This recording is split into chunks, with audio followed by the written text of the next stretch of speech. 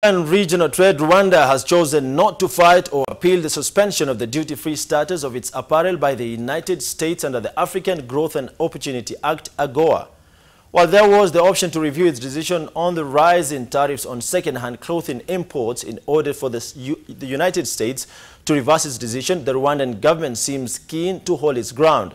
While acknowledging that AGOA is also beneficial to African states and their development through growth of exports, the statement says, in part, that the withdrawal of AGOA benefits is at the discretion of the United States. Kenya pulled out of the plan to buy second-hand clothes and shoes from coming in through the borders when the United States threatened tough action.